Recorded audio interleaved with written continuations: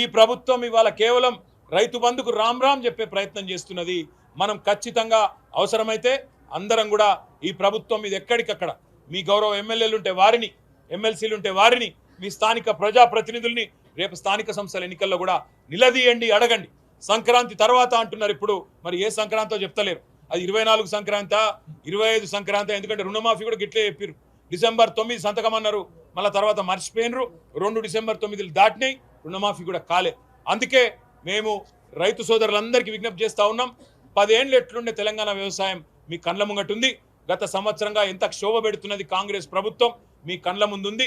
అందుకే స్థానిక సంస్థల్లో తప్పకుండా వీళ్ళకు బుద్ధి చెప్పే విధంగా మీరు తీర్పునివ్వండి. ఇంటింటికి ఓట్లకు వచ్చే కాంగ్రెస్ నాయకులను నిలదీయండి. రైతు భరోసా అన్నారు, 10,000 కాదు 15,000 అన్నారు. ఏవి కొడక అని అడగండి. ఎక్కడ బాయ్ నీ రుణమాఫీ అని అడగండి. ఎందుకు పెడుతున్నారు కట్టింగ్లను అడగండి. ఏమైనా నీ 6 గ్యారంటీలను అడగండి, నిలదీయండి. ఖచ్చితంగా ఎక్కడికక్కడ కాంగ్రెస్ నాయకులను గల్లాబట్టి అడగండి అవసరమైతే. ఎందుకంటే అధికారం ఇచ్చింది మీరు, అధికారం ఇచ్చింది రైతులు. కాబట్టి తప్పకుండా గల్లాబట్టి అడిగే అధికారం మీకున్నది.